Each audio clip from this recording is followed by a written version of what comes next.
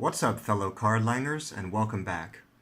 My name is Matthew Boyle from LanguageCardGames.com, and today I want to show you one of the books that I use when I'm digging for new ideas of linguistics categories and word categories to put into the Othertongue language learning card game. It's called the Oxford Concise Dictionary of Linguistics by P.H. Matthews. Now, some people might think this could be kind of a boring read, but if you're if you're interested in language learning and linguistics, this is there's some really fun and interesting words for things in here. I mean, there's a lot of situations in our daily lives when we're conversing with people. I mean, if you're interested in language and linguistics and you're trying to think, what is the word for that type of phenomenon with the language, you can find them in here. So I've been reading through it a little bit today, getting some new ideas, and I want to share some of those with you. And if you have any ideas for word categories or linguistics categories that you want to see in the Othertongue 3 expansion set that I'm working on now, you can leave them down below. And I'll also put links in this video so you can see what's going on with Othertongue 3. Alright, let me share with you some of the ones that I picked out today. The first one is code switching. So we know that sometimes people will switch between different languages when they are having a conversation. But in the entry today I was looking at, they made a distinction between when people switch to a different language because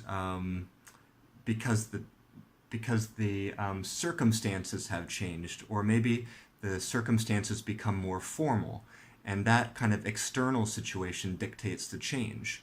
And so they compare code switching, which is that situation, to more of a code mixing, when people change which language they're using or mix the languages that they're using for no specific external reason and at frequent intervals.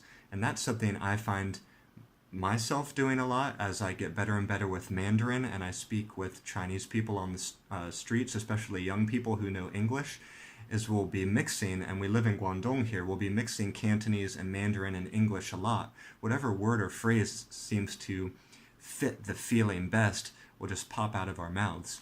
So that might be something I want to put in. Another one is compound words. Probably a lot of you know that. That's a simple one, but I haven't put it into the game yet, so I might want to do that.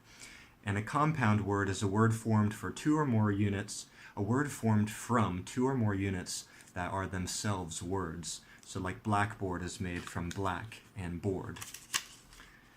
Some other ones I'm thinking of putting in double negative, like, okay, they have an example here from Spanish, but forgive me if I pronounce it wrong. No he visto nada. Or English, I haven't seen nothing. And so I might put in double negatives into the game. That's kind of a cool phenomenon. Maybe people can give examples of double negatives in their target language when they're playing.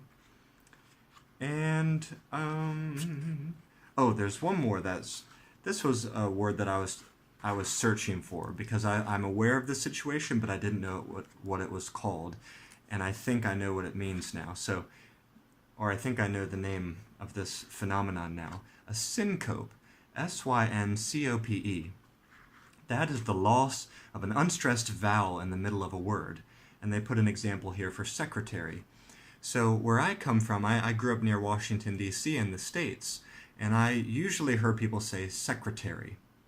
But I know that a lot of my coworkers here in China who are from England, for example, say secretary. So you can see a vowel drops out.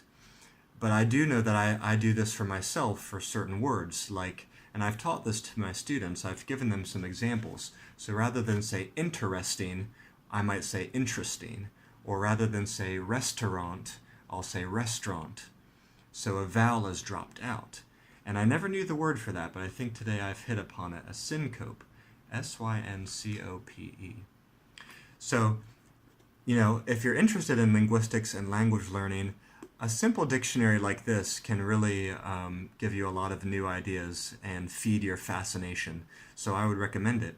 And if you have any recommendations of books like this, resources like this, that could help me come up with cool ideas for what to put into my language card games, let me know. All right, I'll see you guys back here next time at Language Card Games. Thanks so much for watching.